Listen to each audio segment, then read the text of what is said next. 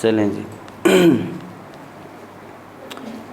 So last time बेटा हम जो डिस्कस कर रहे थे वो 10th क्लास की जो फिज़िक्स है उसका हमने टॉपिक पढ़ा था कैमरा। सही आ रहा है भाई? चलें, आज का जो हमारा टॉपिक है उसका नाम है स्लाइड प्रोजेक्टर। 10th क्लास की जो फिज़िक्स है बेटा, बिस्मिल्लाहिर्रहमानिर्रहीम,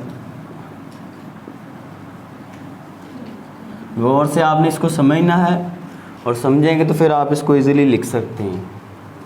चैप्टर नंबर हमारे पास 3 है भाई और टॉपिक है आज का स्लाइड प्रोजेक्टर। स्लाइड प्रोजेक्टर क्या होता है? कभी आप सिनेमा घर गए हो या किसी ऑडिटोरियम में गए हो तो वहाँ पे जो मूवी चल रही होती है वो एक बड़े पर्दे के ऊपर नज़र आ रही होती है, ठीक है।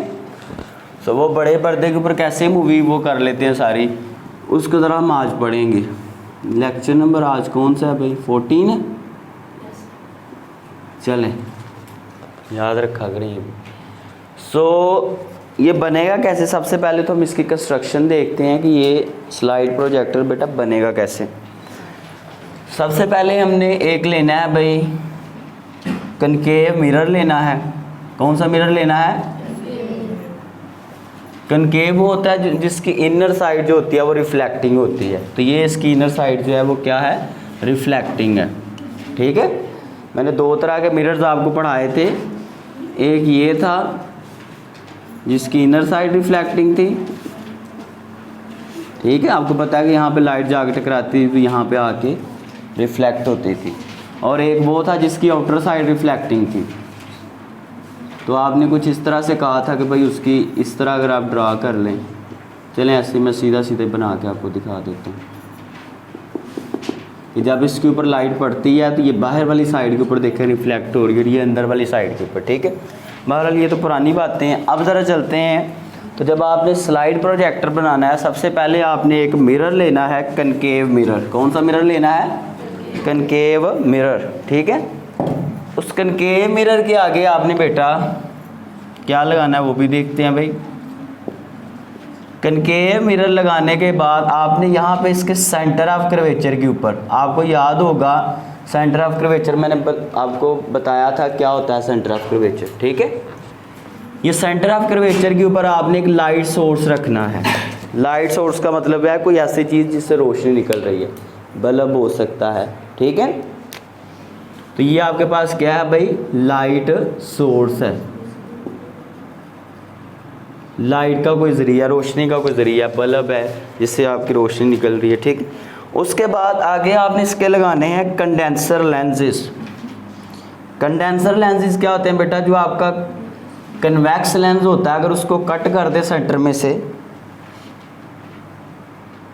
तो वो कंडेंसर लेंसेज बन जाएंगे। देखिए ये आपके पास होता है एक कन्वेक्स लेंस, ठीक है।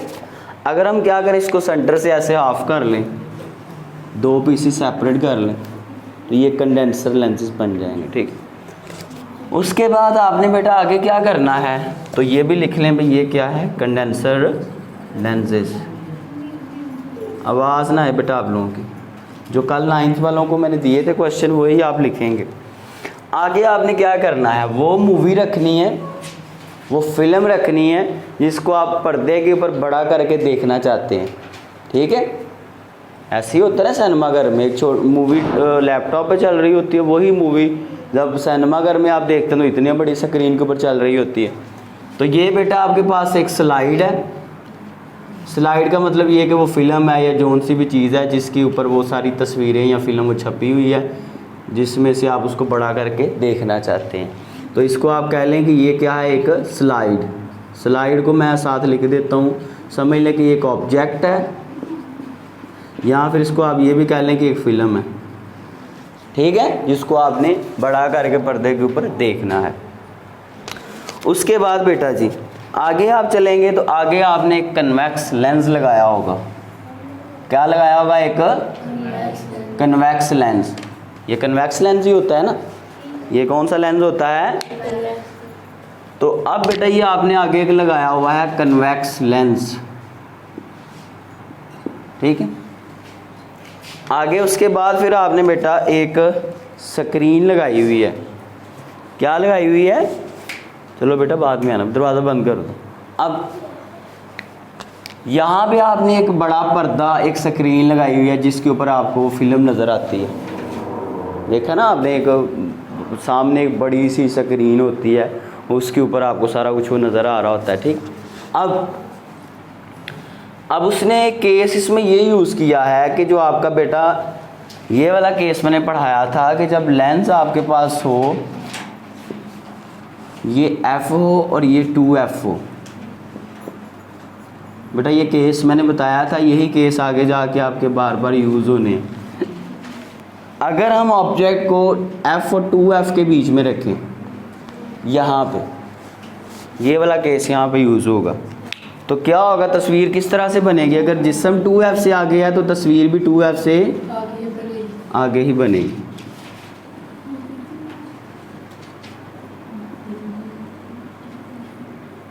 तो यहाँ पे आगे कहीं तस्वीर बन रही है, और ये जो तस्वीर बन रही है, इमेज बन रही है, ये क्या है बेटा, रियल है, उल्टी है, उल्टी बन रही है ना, और क्या है बेटा, लार्जर साइज़ की है, बड़े साइज़ की है। तो यही तो हमने यहाँ पे करना है। एक तो रियल इमेज हमने लेनी है कि जो फिल्म, जो ड्रामा वो उस मूवी का है वही सामने नज़र आए। ये ना हो कि आप फिल्म चलाएं और आपको वहाँ पे साइज सिर्फ नज़र आए। तो रियल इमेज हमने हासिल करनी है, ठीक है। दूसरा ये है कि वो जो छोटे छोटे लोग उस फिल्म में थे, वो उसको हमने बड़ा करके देखना है। तो अब देखें वो छोटा सा जो उसमें फ़िल्म के अंदर बंदा था, वो कितना बड़ा हो के आपको नज़र आएगा, ठीक है, बड़े पर्दे के ऊपर। और एक और मसला है यहाँ पे कि तस्वीर उल्टी बनती है। फिल्म के अंदर लोग ऐसे हैं तो वो आपको ऐसे नज़र आएंगे। तो इस मसले से कैसे जान छुड़वाएंगे, ये भी अभी हम देखते हैं, ठीक है। तो बेटा आप क्या करें, आपका जो स्लाइड प्रोजेक्टर ये आपने बनाया है, इसको आप ऐसा करें, ऐसे रखेंगे तो वो लोग उल्टे नज़र आएंगे। तो आप इसको ही उल्टा रख लें, इसको उल्टा कर लेंगे तो वो लोग क्या करेंगे, आपको सीधे नज़र आएंगे, ठीक है। कि भाई इस तरह कर लें कि आपका जो ऑब्जेक्ट है उसको आप इस तरह नीचे रख लें, इस साइड, यानी कि जब प्रोजेक्टर उल्टा होगा तो ये नीचे आएगा ना ऑब्जेक्ट, तो जब आगे से तस्वीर बनेगी तो इधर बनेगी वो सीधी। क्लियर हो गया कि नहीं। तो इस तरह से आप प्रोजेक्टर को उल्टा रख के आप तस्वीर सीधी देख सकते हैं। सिंपल ये टेक्निक है, ठीक है।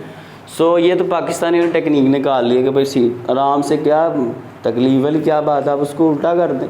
अगर आपको तस्वीर सीधा रखने से उल्टी नज़र आ रही है तो उसको उल्टा कर दें, तस्वीर सीधी हो जाएगी, ठीक। सो अब बेटा होगा क्या कि ये जो आपकी स्लाइड है, मैंने भी ये केस जो बनाया है, ये वाला केस यहाँ पे यूज़ हो रहा है, मैंने आपको बता दिया है, ठीक है।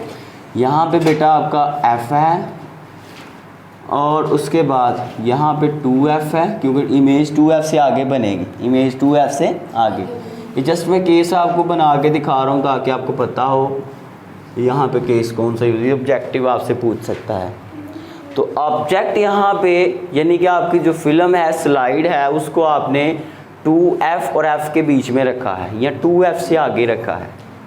तो उस केस में वो देखें भाई इमेज भी 2f से आगे बनेगी।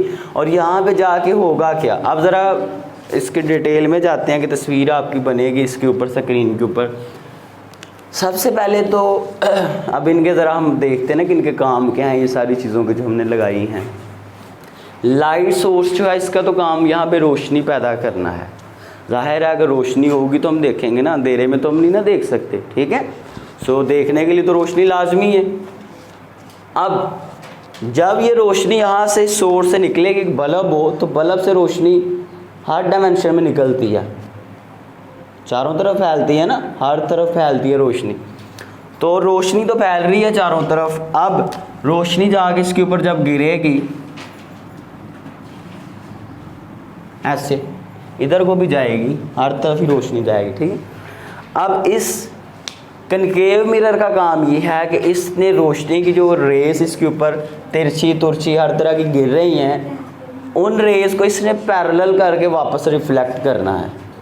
क्या करके, पैरेलल डायरेक्शन में इनको इसने वापस रिफ्लेक्ट करना है। तो ये सारी जो रेज़ हैं ये लाइट की, या इधर को पैरेलल वापस जाना शुरू कर देंगी। जब आपको पता है कोई चीज़ पैरेलल जाए तो वो ज़्यादा दूर तक जा सकती है। लेज़र देखिए आपने, लेज़र की जो लाइट होती है वो एक डायरेक्शन में चलती है ना, पैरेलल का मतलब है कि एक डायरेक्शन में कोई मूव करे, तो वो एक डायरेक्शन में चलती है लेज़र की लाइट, तो ज़्यादा दूर तक जाती है। तो यही काम है इसका भी कि इसने आपकी लाइट को जो तिरछी तुरछी रेस थी उनको पैरेलल करके वापस रिफ्लेक्ट करना है। ठीक है, अब ये कंडेंसर लेंस का क्या काम है, इन्होंने भी यही करना है बेटा आपके कंडेंसर लेंसेज ने, कि ये जो आपकी फिल्म है इस पूरी की पूरी फिल्म के ऊपर ये जो लाइट आ रही थी सारी की सारी लाइट को इस फिल्म के ऊपर हर हिस्से के ऊपर लाइट को गिराना है। ठीक है, अब उसके बाद बेटा ज़ाहिर आपको पता है कि अगर आप किसी की मूवी बना रहे हो तो लड़का ये जो भी है बंदा वो उसका रोशनी में खड़ा होना लाजमी है। तो अगर आपने इसको देखना है इसके ऊपर पूरी हर तरफ से रोशनी पड़नी चाहिए, फिर ही इसके ऊपर जो तस्वीरें हैं फिल्म है वो आगे सही नज़र आएगी। ठीक है, तो कंडेंसर लेंसेज ने क्या करना है, इसके ऊपर लाइट गिरानी है हर तरफ से ताकि इसके ऊपर जो इमेजेस थी या फिल्म थी वो अच्छे तरीके से उसकी तस्वीरें आगे आएँ। बहरहाल अब उसके बाद बेटा क्या होगा, तो हम दो रेस कंसीडर करते हैं जो आपकी अहम जा रही हैं, बाकी भी आप बहुत सारी ले सकते हैं। यहाँ से भाई एक लाइट रे गई, वो बाकी भी सारी आ रही हैं। ठीक है, मैं वैसे समझाने के लिए भी किया। तो ये दो लाइट की रेस गई और वो फिल्म के ऊपर गिरी। ठीक है, और उसके बाद आपको पता है कि जब ऑब्जेक्ट से लाइट आपकी जाएगी तो फिर यहाँ से टकरा के ऐसे जाएगी। देखें भाई, अब ये सीधी लाइट जाएगी और जाके सीधी लेंस के ऊपर गिरेगी। किसके ऊपर लाइट गिरेगी? लेंस के ऊपर। ठीक है, अब आपको पता है कि अगर आपने इमेज बनानी है तो उसके लिए आपकी लाइट का कन्वर्ज होना लाजमी है, इकट्ठा होना एक पॉइंट पे लाजमी है। तो ये लाइट यहाँ पे आपकी बेटा वापस इकट्ठी होगी। अब यहाँ पे तो हमें इमेज चाहिए ही नहीं, हमें तो यहाँ पर्दे पे चाहिए। तो ये यहाँ पे एक पॉइंट पे मिल के फिर दोबारा ये बाहर को बिखर जाएगी लाइट, और आप देखें सारे पर्दे के ऊपर आपकी लाइट पड़ रही है। और वो जो लाइट पड़ रही है साथ में इस जिस्म के ऊपर या इस स्लाइड के ऊपर जितनी भी इमेजेस थी वो भी साथ लेगी है। ठीक है, और वो सारी इमेजेस आपको अब इस पर्दे के ऊपर नज़र आएंगी, बड़े से पर्दे के ऊपर। देखें कितनी बड़ी तस्वीर अब बन गई है, क्लियर है। तो बेटा इस तरह से स्लाइड प्रोजेक्टर की मदद से आपकी जो मूवी होती है उसको आप इनलार्ज करते हैं, उसके जो करैक्टर्स हैं उसमें जो भी फिल्म चल रही है उनके आप साइज़ बड़े करके आप एक पर्दे के ऊपर देखते हैं। आई होप कि सबको समझ आई होगी, आइए समझ सबको। तो बेटा इसमें रट्टा नहीं लगेगा क्योंकि ये काफ़ी सारी इंग्लिश उसमें लिखी हुई है। तो आपको ये चीज़ें अगर समझ आ गई हैं कि इसमें ये सारी चीज़ों का फंक्शन क्या है और इसमें केस कौन सा यूज़ हो रहा है, इसमें इमेज कौन सी बन रही है। ठीक है, ये आपसे ऑब्जेक्टिव भी पूछ सकता है कि यहाँ पे इमेज कौन सी बनती है स्लाइड प्रोजेक्टर के केस में, तो आप उसे बताएंगे रियल होती है, इन्वर्टेड होती है, और क्या आती है बेटा लार्ज साइज़ की होती है। क्लियर है? बेटा ये आज का हमारा काम था। आई होप कि सबको अच्छे से समझ आ गई होगी। अगर कोई मसला हो तो आप पूछ सकते हैं। अपना ख्याल रखें। अल्लाह हाफ़िज़। इसको ऑफ कर।